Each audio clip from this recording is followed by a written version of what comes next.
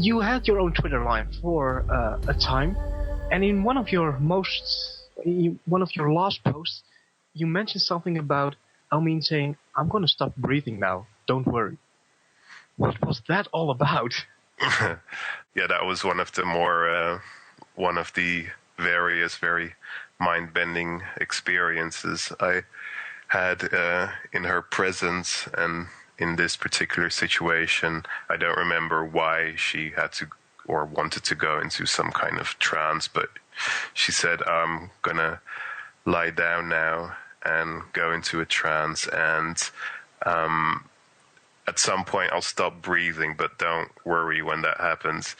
So I was like, okay. And then eventually, a few minutes later, I was, and at the time I was still very much more gravitating in sort of left brain and sort of maybe a bit more skeptical, so to speak. But I was really scrutinizing. Eventually, I really could not hear any breathing, like it was completely silent and motionless. And then I started to get kind of stressed out because I didn't, it was a dark and stormy night, and I wasn't sure, but what if something's really wrong, or what if something is really an emergency?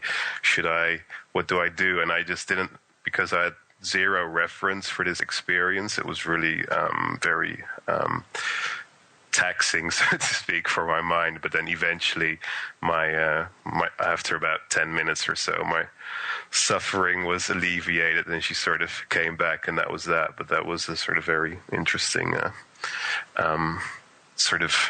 peak experience, so to speak. So what did this do to your belief systems about what constitutes a normal physical life? It sort of underscores just a personal awareness that you can never really know anything, and that it is better to sort of just try and keep your perception as flowing and non-stagnant as possible. The feeling of love, it's a big emotion, especially in the whole lightworkers community. And I was wondering, could you maybe describe the feeling of love for someone who's in ego identification compared to somebody who's maybe reached higher levels of consciousness already, and maybe even to the love that's felt by the infinite itself?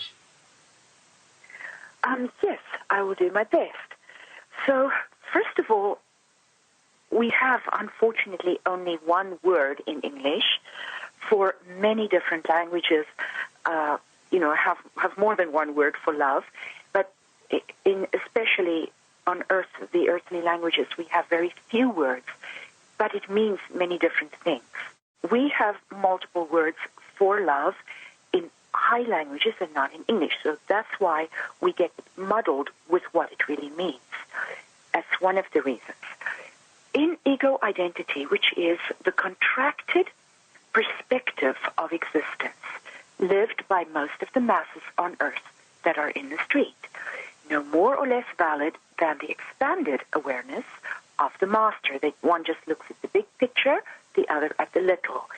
When you are in the little picture, you see yourself as isolated from the rest of life, because you are regarding only one thread in the tapestry, and that is the thread of your life as being you. And in that case, emotions are based on desire. They are moving emotions, because a person like that is in linear time. Linear time has movement within it. So it is the desire to include. And it's opposite, because these emotions are in pairs. The opposite is trust, the desire to surrender. So you can see that if somebody has the desire to surrender because they trust another with their feelings or their life or whatever it is, and the other one has the desire to include, there is a symbiotic relationship. Love is the desire to include. Now, if we go up one step, we find that there has been traditionally a very strong tendency to go into more light-based consciousness called ascension. The ascension of light decreases the ascension of moving frequency. So what that really in essence means is that as a master goes into great light, which is perception, which is accessed information, then you're finding there's less desire. So the desire to anything, including love, which is the desire to include, changes. In God consciousness, because there's two levels of expanded awareness, the third one is a multi-perspective where you can look at the thread and you can look at the tapestry. That is ascended mastery.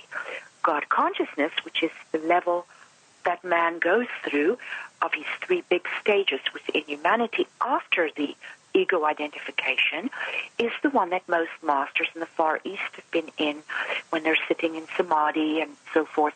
They are in bliss. They are expanded. Love, then, again, is very impersonal because they are in very high state of expanded vision or light. The light has increased, the desire has decreased because these are opposites. One has thrived at the expense of the other. In that instance, there is a feeling of divine bliss at knowing all things to be ourselves.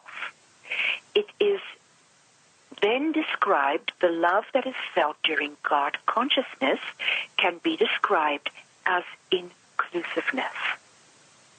So inclusiveness means that there's nothing rejected. All things are within you. How can you possibly reject something? To reject something is to reject yourself. So there's very little idea of this is life-enhancing, this is not. Everything is viewed with a benign compassion. And benign compassion is perhaps the best definition of inclusiveness, the love that the expanded awareness feels. Then you get to ascended mastery, and we have said that you can go to ascended mastery through either broadening perception, which is normally what we do in our classes to promote the ascended masters that have been, becoming that in the classes that we've given. They become that through expanding perception beyond where mind can go. And what that does is it releases the tyranny of surface mind and it silences the dialogue within. But there are three attitudes. And an attitude is different than an emotion or a perception. It is a combination of both. And the three attitudes are love, praise, and gratitude. They are the triad of attitudes when you indulge in them constantly can lift the body into the state that we call ascended mastery. This love is a love that is, it sees the person and it sees the big picture. I would call that love a melting tenderness of compassion. It is where I remember when I went into Ascended Mastery on the 5th of January, I had a class, the next class I had was in Toronto, and they got me a rose. And just looking at that life form of the rose, it's like you melt into the rose. You are one with the rose, which is the inclusive part, but also you see the rose as a whole other life form that is so exquisite that you enter into its form for a brief moment of appreciation. This is what I would call the attitude of love, the melting, and melting meaning your boundaries. You have no boundaries that you see, I am the person, that is the rose. You melt into the qualities of the rose as yourself. So the melting tenderness of compassion is just the best way I can describe it. So those are the three main stages of man and metamorphosis of love within those stages.